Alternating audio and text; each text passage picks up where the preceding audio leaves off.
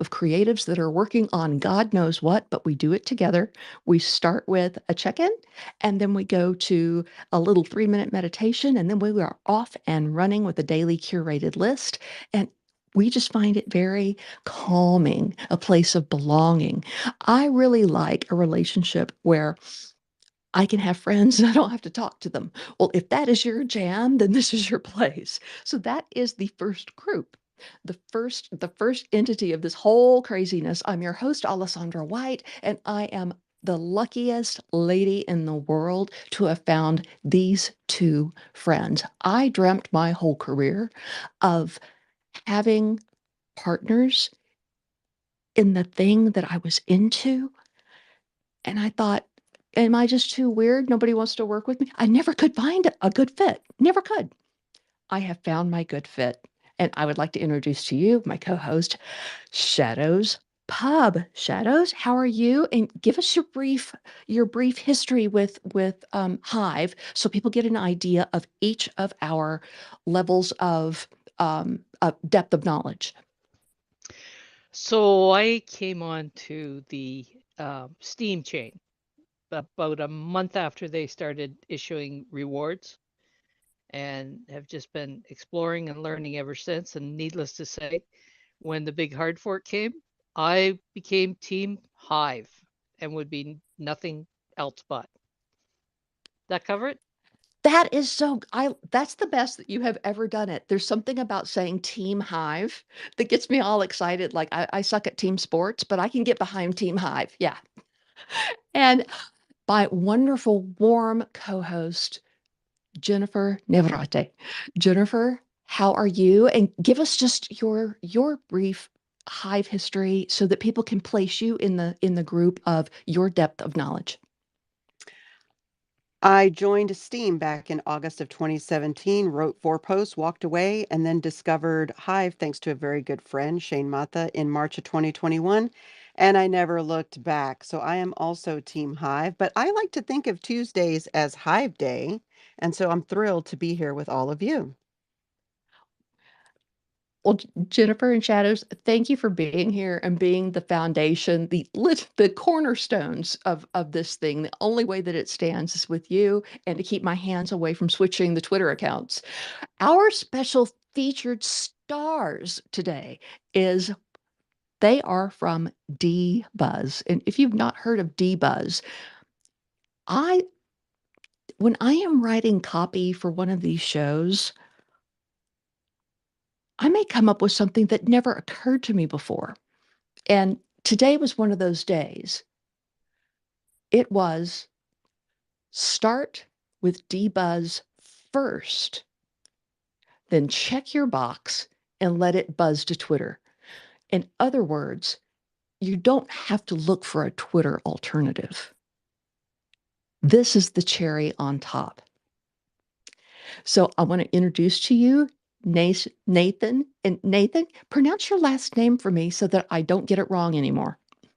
It's pronounced Sin, so almost like S-I-N, but it's spelled S-E-N-N, so it's Nathan Sin.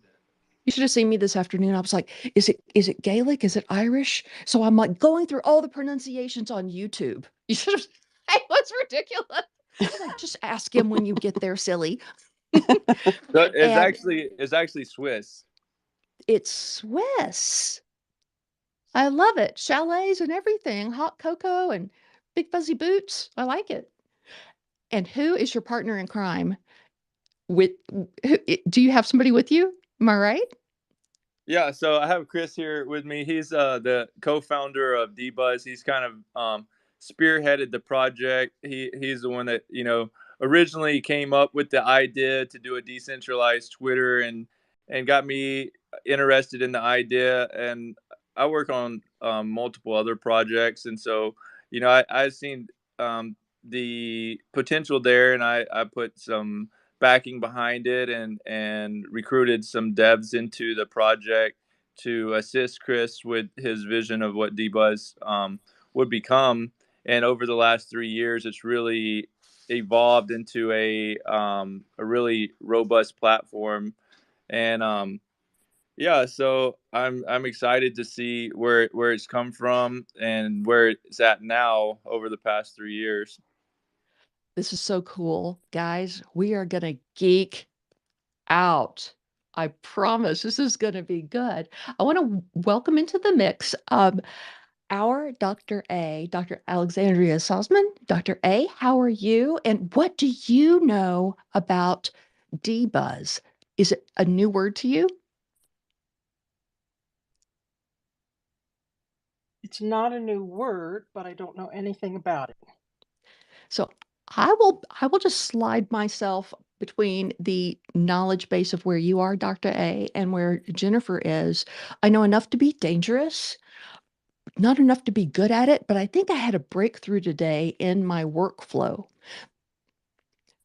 You would think it would make a lot of sense if I would go to a neutral place and write up, because I know you do this, Dr. A. You use your buffer, right? Don't you use buffer?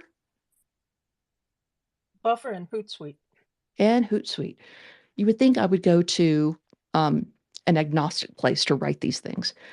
But for some reason, because I've only used Twitter on the phone until like the last month or so, I can only visualize how my copy is going to come to life using the Twitter app on my phone. So today I thought, okay, nobody's going to know if I start on Twitter because it looks familiar. And then I copy everything and go over to D.Buzz with it and clean up any little line breaks, which took about 4 seconds. And I just checked the little box, the brilliant little check box that they have for buzz to Twitter. And I hit bingo and off it went. And it came out perfectly. I loved it. I loved how it looked on D.Buzz and I loved how it looked on Twitter. But I want to just put it back into the lap of our dear guests, Nathan and Chris, and have them explain to us, if we have never heard the words decentralized and we've never heard of a Twitter alternative, how would you introduce this to us? Because what I want you to know is you may see very few people in the room with us right now, but everyone who has come in through Facebook or YouTube or Vim or LinkedIn or Twitter by way of their computer, we can't see any of them. So I like it because it looks like it's a really small group of friends, but we have no idea how many people are here to learn. So I'm going to hand it over to you to introduce your product and your concept. So yes, D.Buzz is a decentralized social media platform. It's primarily focused on short form content, and one of the main things that kind of inspired us to create this platform was what we were seeing with the current centralized models of social media platforms like Twitter and Facebook, where users would spend years of their life um, doing advertising, giving money to these platforms, building giant followings, and creating like an entire identity on these platforms. And then overnight, that identity would be, you know, completely taken away from them, and they would lose all of their connections. They would lose all of the content that they had posted with no way to recover it, no way to go back and regain those contacts. To and to me, that was a travesty that you could work and put so much effort into a platform, and for some arbitrary reason of violating some unclear policy, or for a political reason, or for whatever reason, these platforms chose to remove people. And I've even seen people on Facebook. I have a friend, PJ Entrepreneur, and his last name is actually Entrepreneur. He legally had his name changed to Entrepreneur, and so when he changed his name on Facebook to Entrepreneur, they disabled his account, and it's been almost 2 years. He's been unable to regain his account because they don't believe, they think that he's using a fake name. So he lost all of his, 20,000 followers, his 5,000 um, friends that he had befriended, all of his messages, all of the content he had posted. And just our messages alone, like how much content, how much information, how much um use, like how much of our life is in our messages to our contacts of things that we need to go back, reminders, all kind of information that we depend on these platforms for. And at the end of the day, they own our content. We don't own our content because they can take it away from us. And so what Hive does is it gives that ownership to the individual. You own your content. You own your messages. You own all of that, and it can never be taken away from you. No matter what happens on the D.Buzz side, your content is being stored on the Hive blockchain, and whatever content you post will always live on the Hive blockchain, no matter what, no matter whether D.Buzz cease to exist. All of that information, everything that you've spent that time building, creating, it's always will exist there for you. And part of what we're wanting to do right now is we're preparing to submit a Hive proposal, and we're going to open source the D.Buzz code. And what that will allow is for other people to actually deploy their own instance of D.Buzz. So, like I said, no matter what ever happens to that, the D.Buzz platform as it is right now on D.Buzz or D.Buzz, you'll be able to spin up your own instance of D.Buzz, and all of the content that you had there will exist in your own on instance of it. And so this is like been the main driving force is giving back the users the ownership of their content.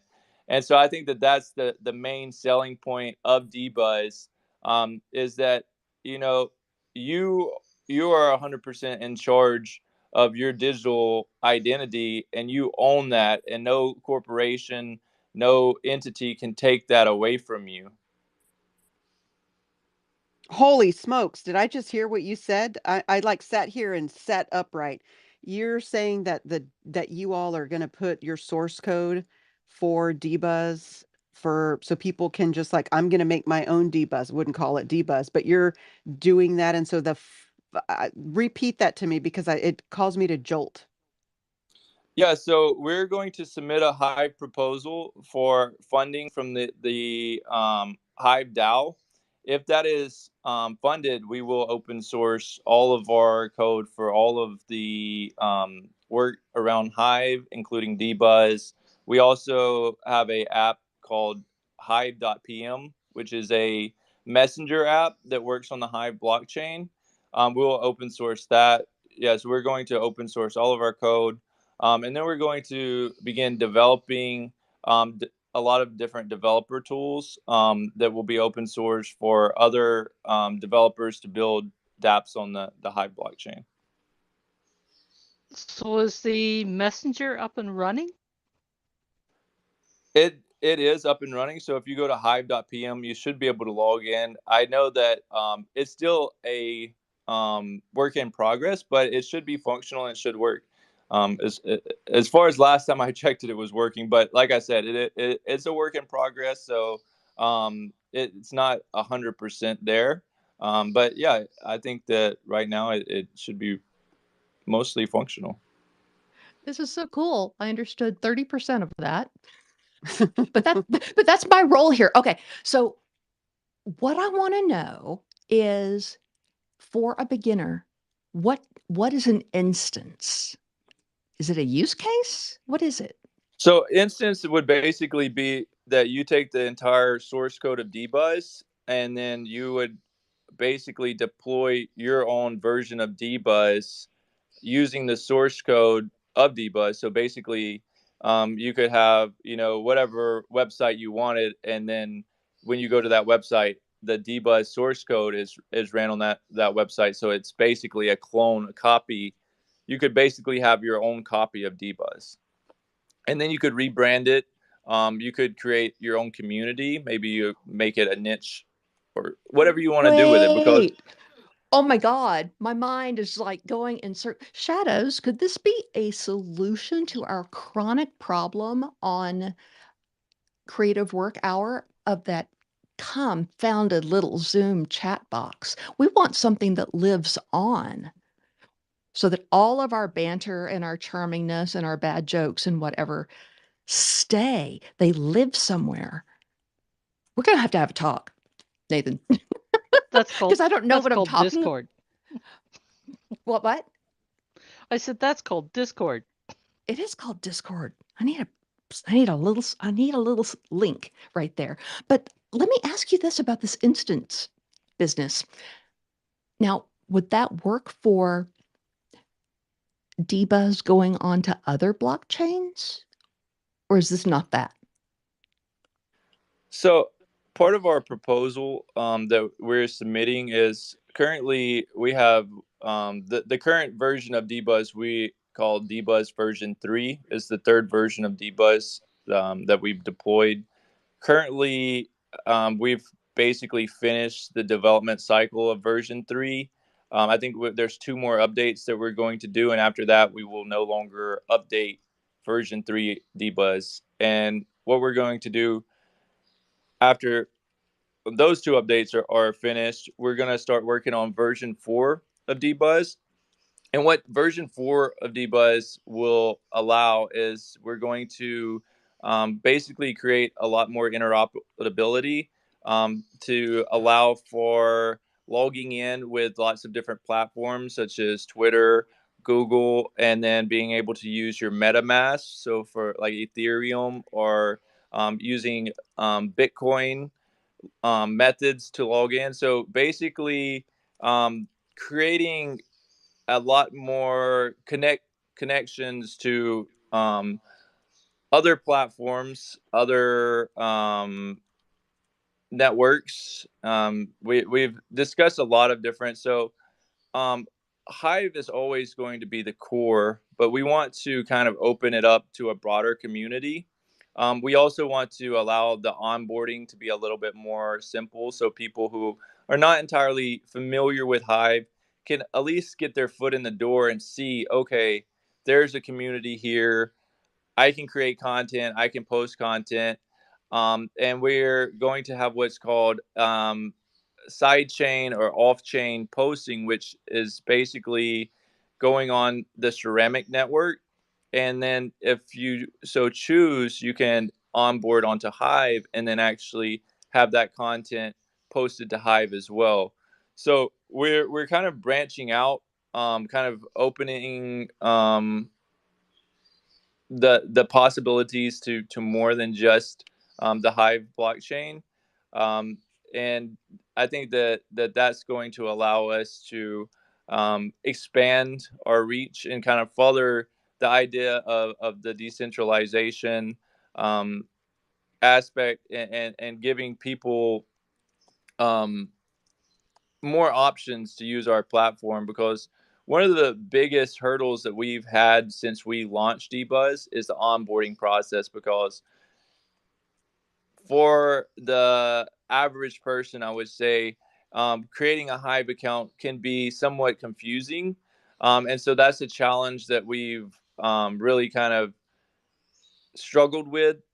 And we've worked on a lot of different solutions. We just created a new onboarding section for D.Buzz to be able to onboard users, which seems to be a little bit more efficient than what it was before.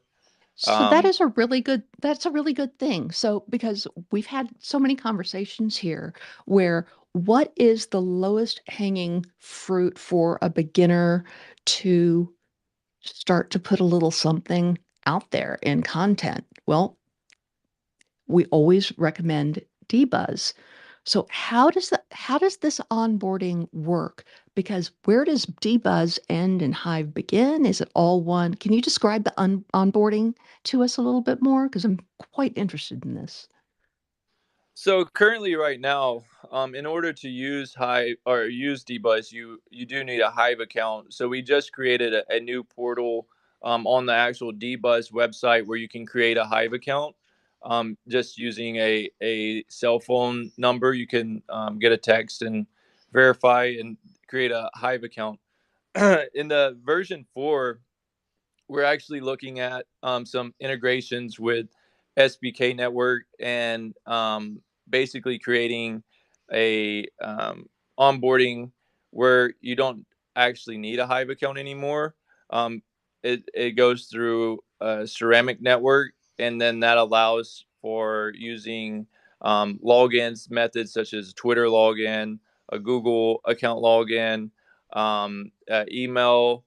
Uh, a cell phone number, lots of different variations of logging in or creating an account with D.Buzz, where you can begin creating content, which is then put on a second layer um, that that basically runs alongside of Hive, and then that information is what we call interoperable, um, and basically it's tied into Hive in a way where it's not directly stored on Hive, but it's referenced on the Hive blockchain. So it can never be that information can never be modified or changed because there's reference points to that information on the Hive blockchain. Using like some cryptography magic, it basically works in a way where you can take an entire page of text and then condense that down to a single 64 character hash and store that hash on the Hive blockchain. Now, what that actually does is you can't take that hash and convert it back into that text, but that hash represents that text, and you can always run the same algorithm. That text will always be condensed to the same hash. So basically, that creates a reference point. So if even one letter in that text is changed, it would resolve to a different hash. So you can always verify that the information that was posted is the actual information that's being shown just by checking the hash that was stored on the Hive blockchain. So it basically allows for the information to basically be written in stone and not be able to be modified or changed without it being known that the information is not doesn't equal basically the same as what it originally did. Okay, wait, So let me jump in here because Shadows and I I were just fooling opened the door around. for you, Jennifer. We're fooling around back here on the hive.pm, and there's a cost associated with sharing what I guess are private messages because there's a lock on it. Is that correct? Right. So those are encrypted messages. And basically, the way it works is you're actually sending a transaction of either HBD or Hive, and you can send like the lowest denomination, I think is like 0.001 Hive. And that creates an encrypted memo. So you send that, no one else can see what those messages are. They will just see like an encrypted hash. Now, whenever the receiver receives it with their memo key, they can decrypt that and see what the actual message reads. So it's encrypted messaging on the Hive blockchain. Okay, so while we're in hive.pm, it's not encrypted because we're within the native DApp, right? But now when I come back to my wallet on Hive, it is encrypted. And this 0.001, are Shadows and I just swapping that same 0.001 to each other? Yeah, you're basically just sending it back and forth between each other. Okay. Are we tossing a penny? Yeah, Less than basically. that. Penny. Less than a penny. Okay, this stuff is so good. Even the stuff that I understand, it's so good. It's time to go to the lower right-hand corner of your handheld device and please, if you would, it'd be so yummy just to get some more people in here, just as witnesses to what is happening right now, because it's wild, it's fun. I'm sitting here with a whole new list of literally buzzwords, padumchink. And so if we could tweet out this space so that more people can find us and hear about this crazy stuff that we're talking about. And I will hand it back over to you, Jennifer, because you have So a way of, go ahead. I just want to take note that in addition to Greg and Angel having joined us, Starkers from Three Speak has also joined us. Welcome. Oh, Starkers. nice. Hello. Thank you, Shadows. I was so busy writing these words, I don't know what they are. It'll be very interesting to see how they're really spelled once I Google them. Okay, so there's Google, and then there's the idea of replacing Google. So I want to stop with Jennifer and see if there's anything that she wants to come back to, and anything that Shadows wants to come back to before we dare move on in the frontier of D.Buzz. So I was looking at the chat here inside of this show, inside of this space, and Chris put something called join D.Buzz, which is that what Nathan was talking about, this low-hanging fruit. And I clicked through to see what it was like, and it literally said username and phone number or log in. For me, I would log in because I already have all that. But if I didn't, this is definitely low-hanging fruit to get started, because I can tell you, and I'm pretty sure everyone here can say, when we joined the blockchain, it's an overwhelming experience going through all of those steps and all of these processes. I'm tempted to create an alt account just to experience onboarding through D.Buzz, and I probably will, just to see what that's all about. But I kind of want to, you mentioned it earlier. I didn't have an understanding of the simplicity, or at least what appears to be the simplicity of it. I'm sure you've had people beta testing this far in advance of you being here tonight. Can you talk a little bit about maybe some of what their feedback has been, and maybe what you're experiencing from those early folks doing this beta? I think, So I think, this, or you want to go ahead and handle that, Chris? yeah, I think it would be a little bit better if I talked about it. It's basically a Hive fork of HiveOnboard.com, which was created by Room Service on Hive. It was at Room Service, that's the original developer. But the reason why we had to fork it and make our own version is HiveOnboard.com. They actually offer service to multiple Hive dApps that they provide free accounts for people to actually onboard their new users. And D.Buzz actually used that, but so many apps were using HiveOnboard.com that they ran out of accounts, or every day they run out of accounts.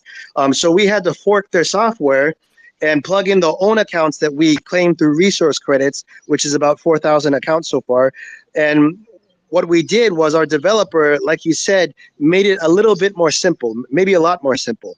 So it's basically the same software, more or less, where you have to have one unique phone number per account that you create. And in addition to that, you can't create more than one account on one single IP address. But in the future, we're also going to allow people to purchase accounts. It's going to be more of a premium model, because like if something happens where you're at an internet cafe, then someone else uses that internet, you might have to purchase an account because you're a different person, but you're using the same IP address. But that's the only way that we could balance providing access to everybody without letting one person clean out all of our 4,000 accounts in one day or 1 week, or 2 weeks or something like that. That's smart, and it makes complete sense. And to buy an account for anybody in this room is, as far as I recall, and please correct me if I'm wrong, people who are vastly more experienced than me, is 3 Hive. Is that correct?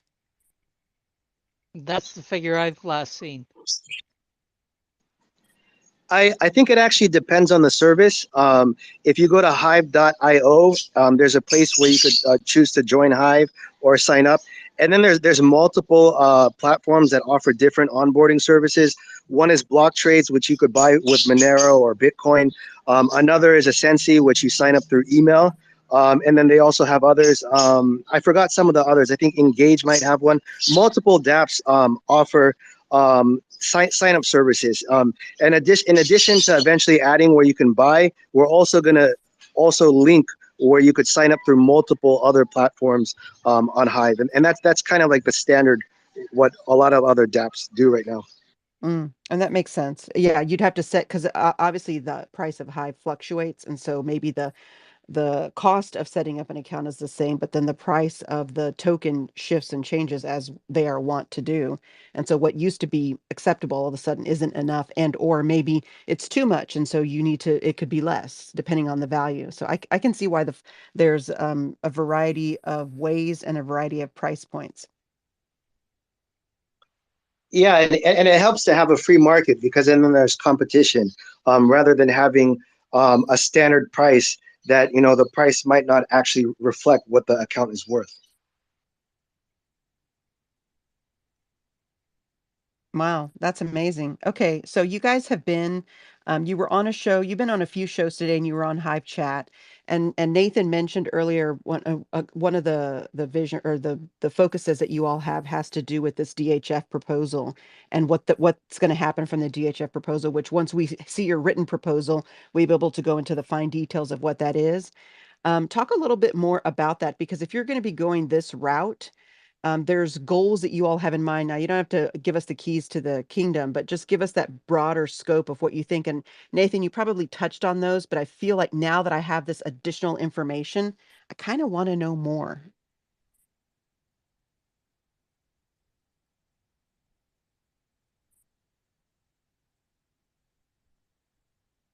Did we lose Nathan? Yeah, Nathan. sorry about that. I cut out for just a second. I'm back now. Did you hear Jennifer's question? No, I didn't. I'm sorry. Okay, that's fine. I was just asking, like, this DHF proposal that we'll be able to see in written form to go through the details of what it is the proposal is so that we can support it. You talked a little bit about it earlier where you're going to be moving Can you on still to. hear me? Oh, he can't hear me? Oh, no, it's one of those things. Let's skip my question. It's probably too detailed. Shadows, Alessandra, you all go. So, okay, can you can hear me you now? hear me? I think I'm back. Nathan, I think the problem was you weren't hearing Jennifer, or were you? No, I didn't hear Jennifer. My internet I think cut out for just a second. I think I changed connection, so maybe it's okay now. Try again, Jennifer. Okay, how about now, Nathan? Nope. It's one of those Maybe things, for some y'all. reason I'm not being able to hear Jennifer anymore. I'm not sure what's going on. No, it's a Twitter thing. Yeah, it happens on occasion. It's just like you'll see me disappear at some point during this show because Twitter hates me and just pulls the rug.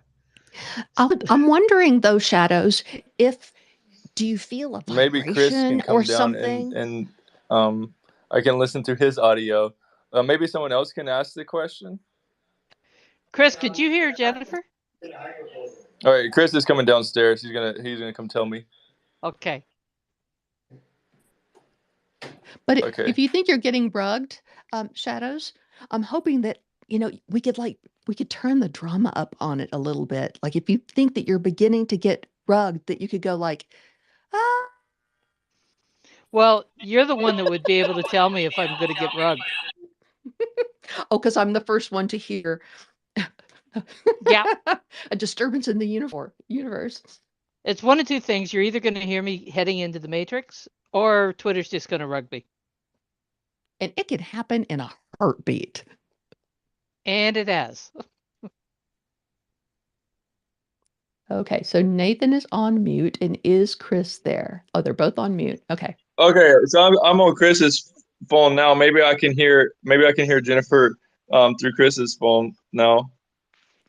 I was really just trying to get the finer points of the DHF that you all are going to be submitting. But I think what I will do is I'm going to wait to read it and soak it in, and then I'll just message you all, and maybe we can have a follow-up conversation, because a lot of the information really is in the proposal, and I think that's really valuable. So if you all are in here and you're not sure what's going on, developers like Chris and Nathan and the D.Buzz can submit a proposal to the blockchain for people to support and fund a project that they want to do. And Shadows, I'm probably doing this not justice the way that you could. And nope, so sounded good to me. Good. And so what it is they will write up a proposal, and they will say, here's my proposal. And it lists everything that they want to do. It lists the funding that they want from the DHF, which is, what is the DHF?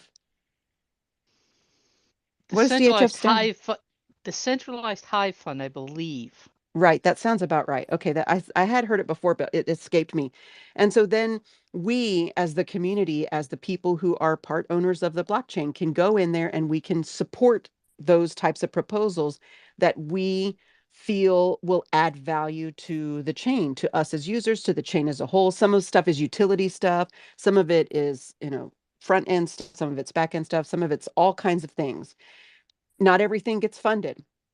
So you really want to let everybody know what you're trying to accomplish to get more folks to want to support what you're doing. We as the community need to support our developers because they're the ones who are building the things that we are using. So if you're hearing this and if you're happen to be on Hive and you're like, I kind of like what Chris and Nathan are talking about, I want to go read that proposal and I want to go support them, then take action. It's something that you can do. And they're not the only proposal out there. There's a lot of other proposals out there.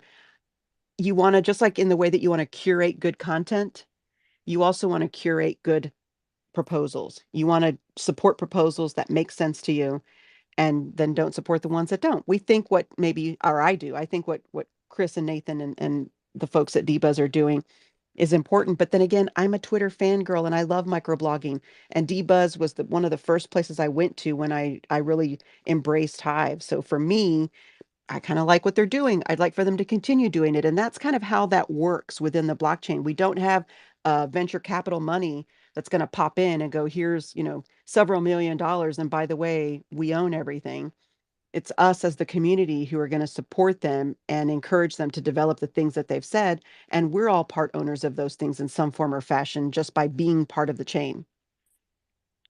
So another aspect of that, Jennifer, is that if they get the DHF approved and they get funded, they're going to go open source on their like D.Buzz, which means that like we have multiple front ends for blogging, we will be able to have multiple front ends for Twitter-like dApps, which also means that depending on the creativity and foresight of the people that are doing the open source, we could have multiple versions even better than what Twitter can do. And guess what?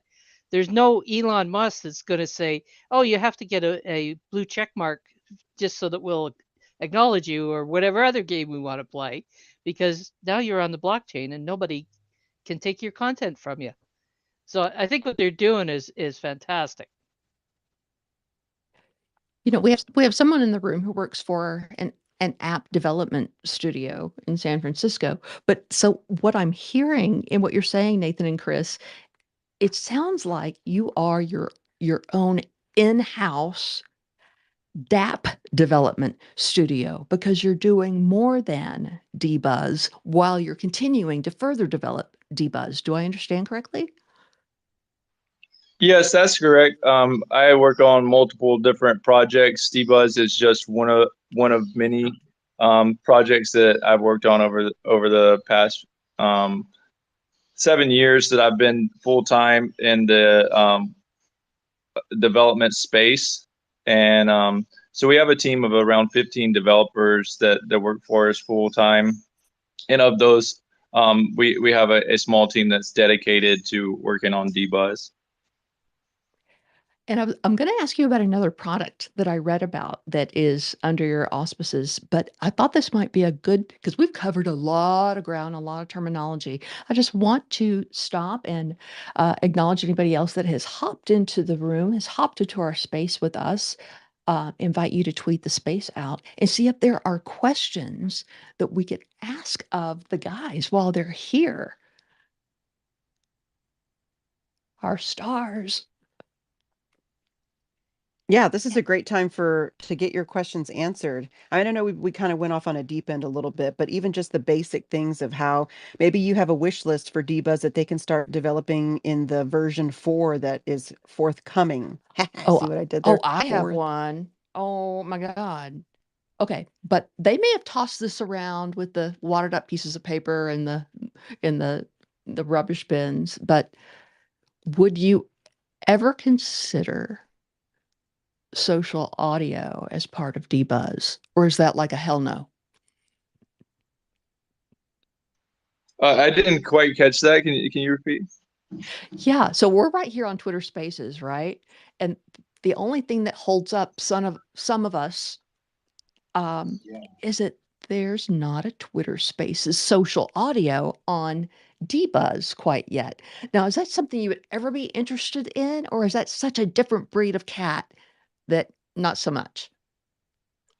That is something that we're definitely very interested in doing. Anything related to, giving a good social media experience on D.Buzz is something that we're actively investigating and adding to our development roadmap. I can't say when exactly that a feature like that might be rolled out, but it's definitely something that's on our radar and something that we're aware of and something that we would love to add on to D.Buzz.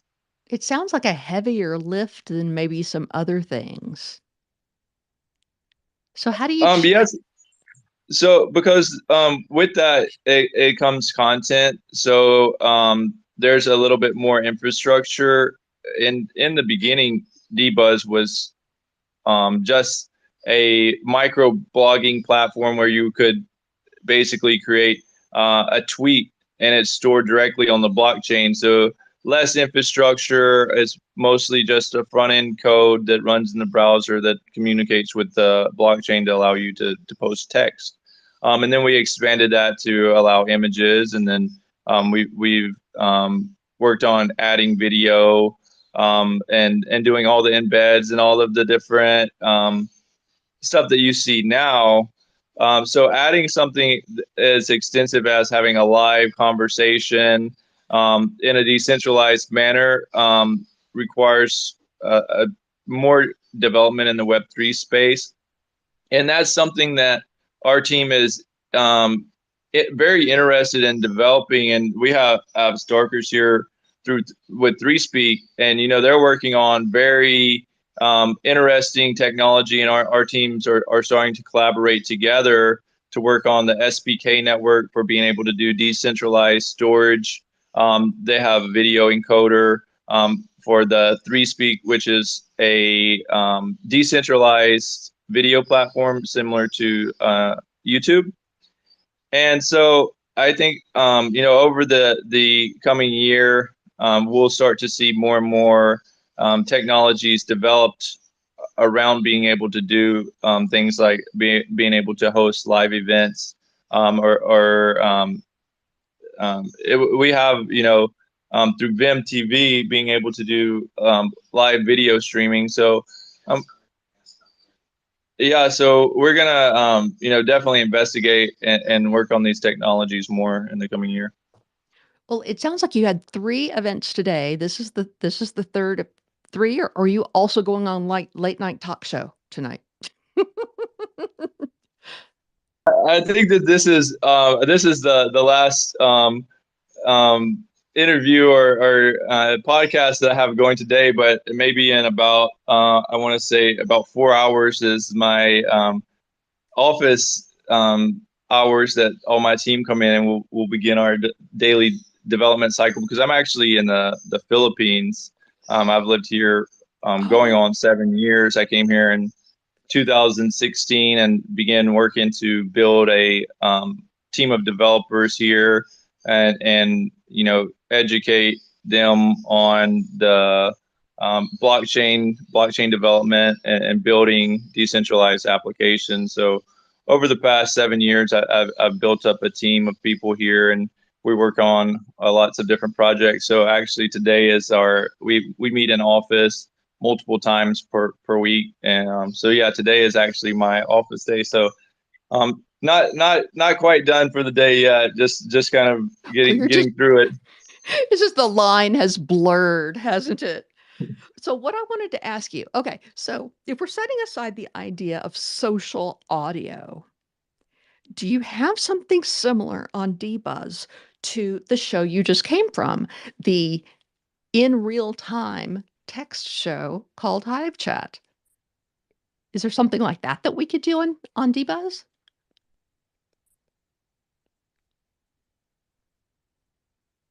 I think we have to So create it. Yeah, I think that that's something that has to be created.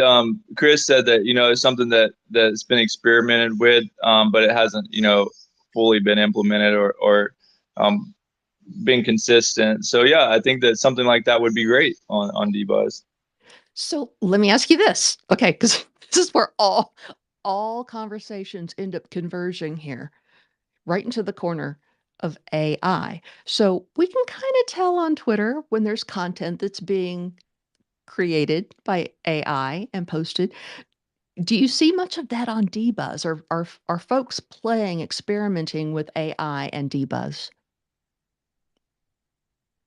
Um, I think that we're gonna start seeing a lot of AI generated art. And I'm all for it to some extent. I know that there's questions around um, you know the traditional artist and having AI generated art. But I think that technology is evolving in a way in that we have to learn to adapt and be able to utilize it in the best way possible. I think also like we're going to start seeing a lot of AI generated articles being written. I've seen that with the chat GPT that's been released that is able to generate what seems like organic content quite quickly. So I think that is going to, yeah, definitely. I mean, we'll have to see, how it affects things in the future, but I think that definitely it's going to be something that we're going to, somewhat battle with. In the coming future. I can't say that we've seen a huge amount of AI generated written content being posted to D.Buzz as of yet. I know that there's definitely AI generated art being posted, but other than that, I can't really say that I've seen the content side. Yeah. Well, because there are those in the room that know so much more than I do, I feel like I've gotten to the point where my knowledge base might be tapped out, as such as it is. So I'm going to hand the reins over to Shadows and to Jennifer to go a place that with you that I would not know to go. Shadows? Where did we go while I was gone? I heard AI. Wait, so let me throw this out there. We're in reference to like the Twitter chats, right? The tweet chats. In this case, it'd be the buzz chats if we did it on there. The reason why people have conversations on Twitter originally, these chats, goes back to the early days, right? Blog chats, education chats, marketing chats, you name it. People just created them around topics. The way that we're using Hive Space and Hive Chat, and any of us who are multicasting things that we're doing on the blockchain to external Web 2 sources is for awareness. So Hive Chat on Twitter makes sense because you want to create awareness of Hive. Absolutely. I think where having chats on D.Buzz would be like how Twitter created chats back in 2008, or not, it wasn't even Twitter. The users on Twitter created chats back in like 2008, 2007, those years, those early years. It was just, we want to talk about this thing for an hour. So we're going to get together and do that. I think that would be the key to success for chats on Buzz, which it would be Buzz chats instead of tweet chats. And I think it'd have to be around people who want to talk about a topic. I don't know. We have the thing is on because of Hive, we have communities if we want to talk about things more than just that. I don't know, Shadows, what do you think? Well, you're right. We do have communities on Hive, and they're probably more active and utilized than what passes for communities on Twitter. Oh, for You sure. The know, communities here are meh, not that great. yeah, you go into them, there's just virtually nothing there. Or you're getting spam left and right. Exactly. Mm, That's what we have downvotes for on the blockchain. You, get rid of that spam crap. that's true. So what do you think though about just maybe concepting around that for D.Buzz? I mean, Nathan, Chris, I mean, I'd love to hear what you said there had been experiments before Was it Hive Chat experimenting, or was it other types of Buzz chats experimenting? What might be interesting to experiment is to try doing kind of a thread and uh, also retweeting them over to Twitter. So you're running a parallel chat. People on Hive join in, and people on Twitter could take part. Wait, do it again. I'm Oh, lost. Say it again, Shadows. I want to know. genius. I just suggested that we make use of the you know, send to Twitter, so you could put a buzz up and send it to Twitter.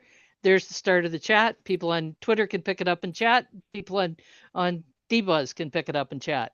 Now they wouldn't overlap a whole lot, because a lot of the replies would probably forget to send it over to Twitter, and the people on Twitter are not sending it to D.Buzz, but they would at least get the idea. So, what is that question that you and I talked about, Shadows, today? And it had to do with retweeting or re-buzzing to Twitter. Rebuzzing. I Is that went a into thing? I went into Alexander's buzz, and I thought, oh, I'll just rebuzz this and send it to my account so that it gets a little more exposure. And there was no rebuzz that I could find. You know, like you can do a reblog. Or retweet? And, yeah. So what do you Yeah, think, why guys? don't we have Rebuzz? So that's actually something that we're actually planning for version 4. We're actually going to use make use of Ceramic Network to do it off chain, because we don't feel like it's useful to do that on chain. But on the D.Buzz front end, you would be able to rebuzz someone's content, and then it would show, in your subscribers news feed, and on your profile as well. So that's something that we're definitely in having the works and planning to roll out in the next version. That's good to hear. And when does version 4 is it coming out in 2023? Yes, that is the plan. We always set our goals like as early as possible, and there was talks of being able to do it in 3 to 4 months. Maybe realistically, it's more around like 6 to 7 months.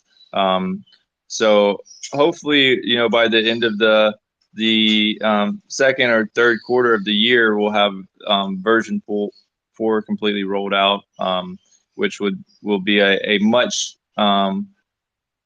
more feature rich platform than what it is right now.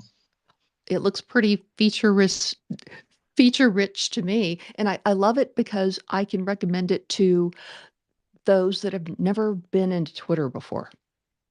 Because there's not too much, but there's plenty of things that you would want to do to include on your buzz. So I can't resist, because I've been doing future thinking workshops and writing about Hive in that context.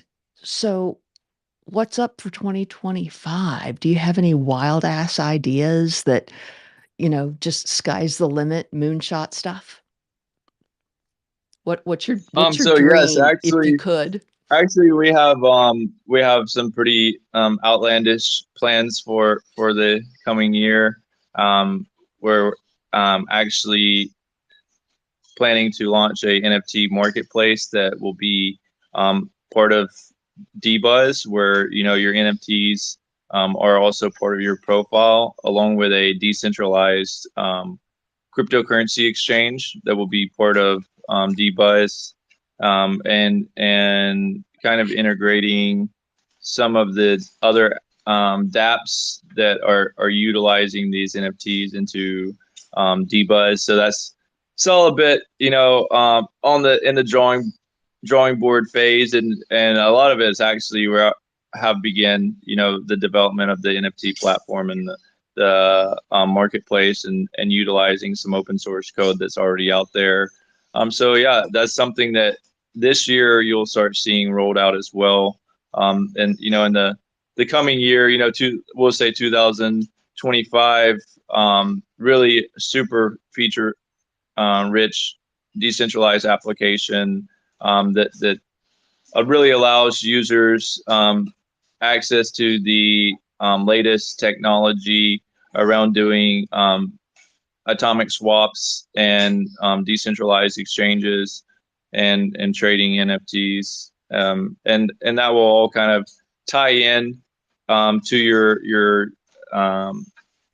identity on D.Buzz and allow you to kind of like show off your NFT collection and as part of your D.Buzz profile.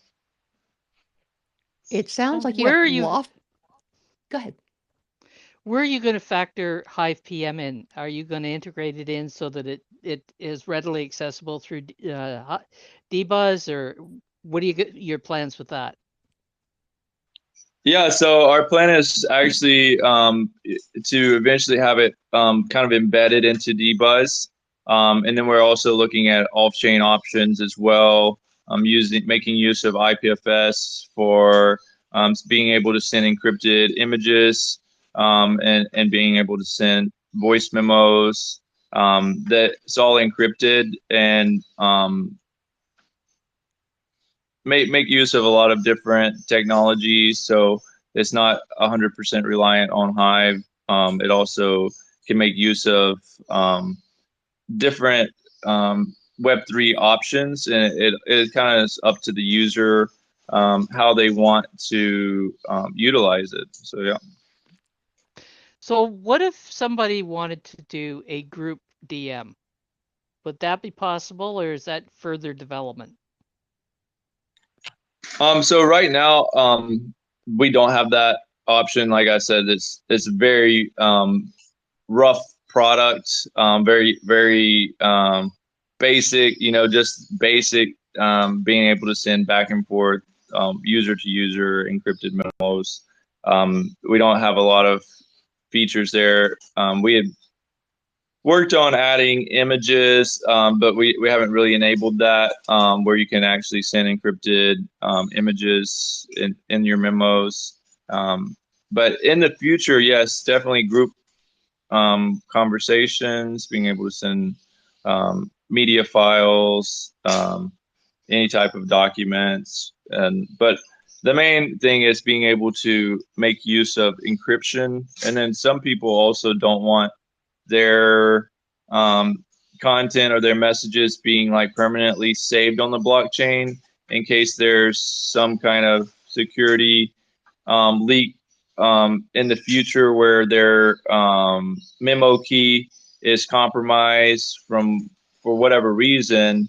Any of those encrypted memos, if their memo key was ever leaked from using any application or going on some malicious website, whatever reason, right? Their computer has a Trojan, and that memo key was leaked to the public. Anyone could go and decrypt their memo. So one thing that we've discussed a lot about is like having the ability to store that off chain, where it's not a permanent, and they have option to be able to delete it or remove those encrypted messages, so there's not a permanent record of whatever those messages are.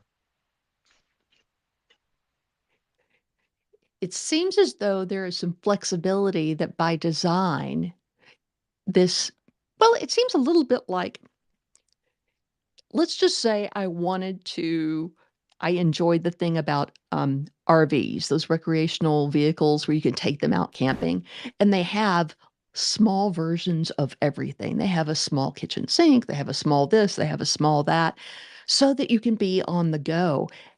It seems to me like D.Buzz and the different projects that you're doing, the different things that you have in dev, it's like its own little ecosystem. Like you have handy tools too. Like I read about your URL shortener. Okay, now 20 years ago, we were all like, oh my God, please just give us we'll pay you anything. Just give us a URL shortener because we didn't have that tool.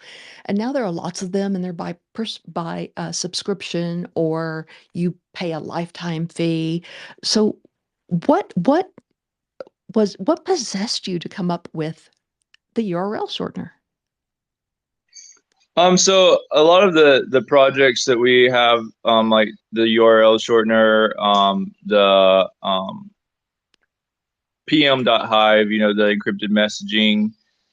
These are projects that we give to developers almost to educate, to test, to, almost hackathon style projects, to Hackathons? create, projects that we see there's a need for this. We need you to come up to speed on this, how this works. So here's an idea. Let's go work on it for a couple weeks and see, where it goes. And that's kind of like where the Hive PM was, a short-term project that was developed over a short period of time. Just to kind of refine skills of developers. And part of version 4 and the style that we're going for moving forward is, how you said, like each one of our projects is like its own little ecosystem, almost like we have it separated out. It's not all like D.Buzz, it's Hive PM, the link shortener, D.Buzz.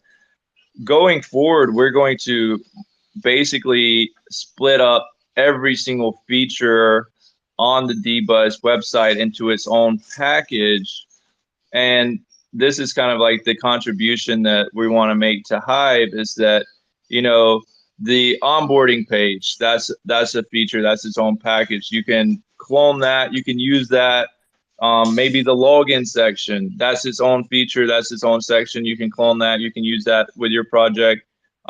Maybe, the posting section is its own like separate, modularize the entire website to where when you go to it, you see it as D.Buzz, but in reality, it's many different parts that are all running separately, but communicating together, and but creating all these different coding packages that developers can go and kind of pick out which pieces they need to build what they want to build. So almost like think of it like Lego blocks, like we're creating instead of just like creating the figure, we're creating all the Lego blocks that make that figure, and then we're open sourcing all of those blocks so anybody can take those blocks and build what they want in the Web3 world.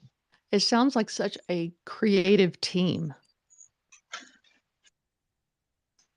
Well, I appreciate that, and I like to think that we've really kind of refined our team and our skills over the past few years to really bring about the creation of a very robust team of developers here, and super proud of everybody that's worked on this project. Super proud of Chris for holding everybody's feet to the fire, making sure stuff gets done. And if it wasn't for him, I probably wouldn't be on this call. He's the one that organizes all of this stuff. A lot of times I'm a little less active online because I like to sit in front of code and write code and communicate with developers and see things built. But like maybe I have like less of a presence online. So Chris has really helped kind of bridge the gap and help set up interviews and help me get the word out about the work that our team is doing. It's really okay, Nathan. really fun work. I understand the concept of shadows. It's okay. I know where you are. So do we have any questions before we let these guys go? Because their time zone is well, it's running along. It's already crossed into you're already on your Wednesday, aren't you? Brent has a question. Hey, Brent. I know Jennifer will will already know what kind of question I'm gonna ask, but I'm gonna still ask it. Uh,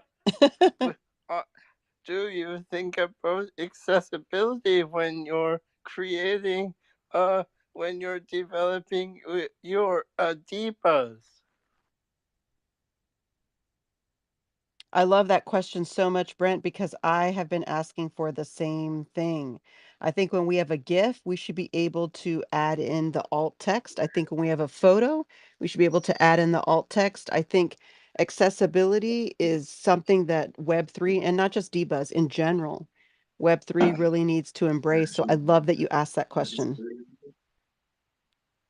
Yeah, so I think that that's a great question, and definitely something that I want my team going forward to really look into. Like, and one of the design, like whenever this project began, when Chris brought it to me, and I told him, I'm all for it. I don't want to be like super involved in the beginning, but part of like the advice that I give and like in the meetings that I attended and when D.Buzz first took off was, telling him like there's proven models out here.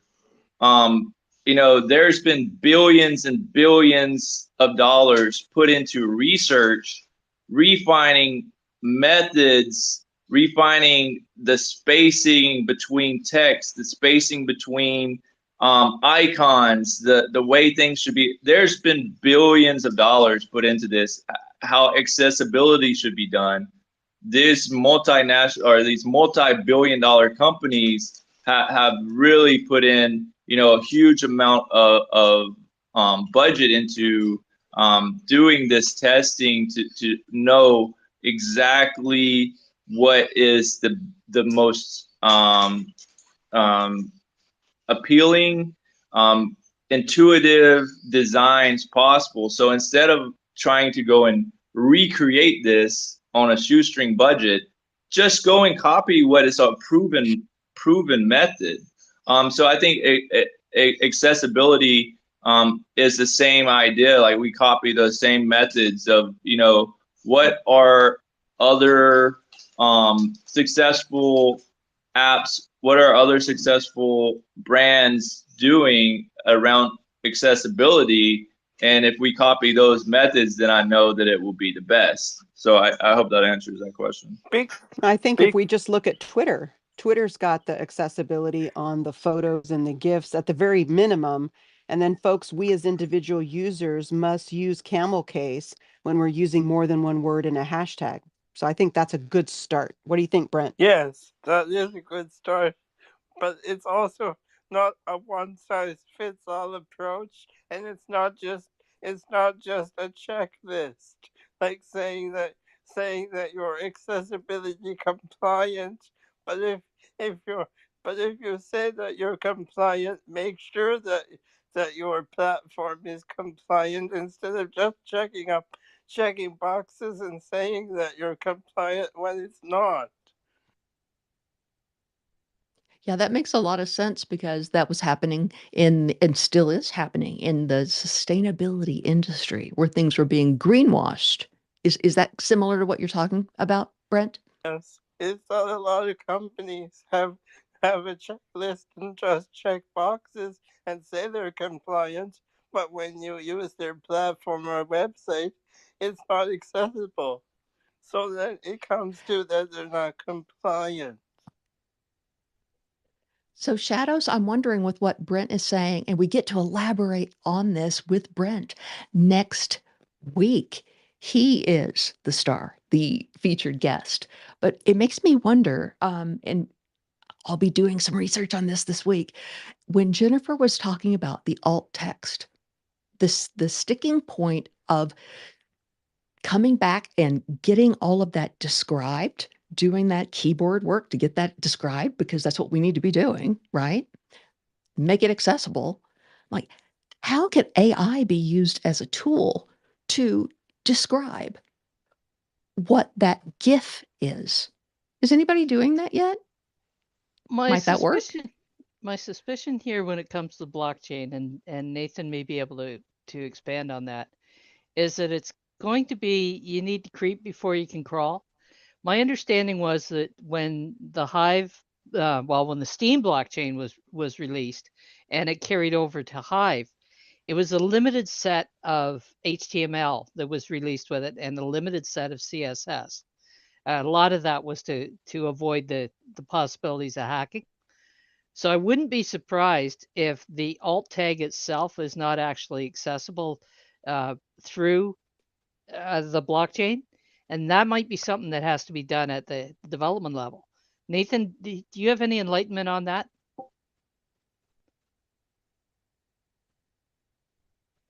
No, I think that's why he's here.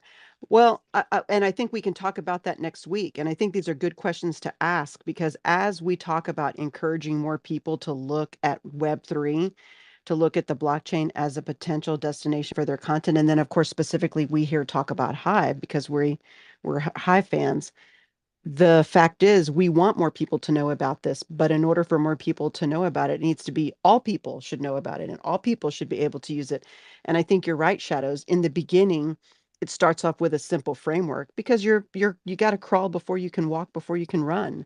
But potentially, maybe that's a DHF that we need to find somebody to develop and build and to fund and something like that. And these are the discussions that we can start having beginning next week. But here's another thing: if if a podcast doesn't have a transcript, then a podcast is not accessible either. This is true. This is true. Everything, all And of it.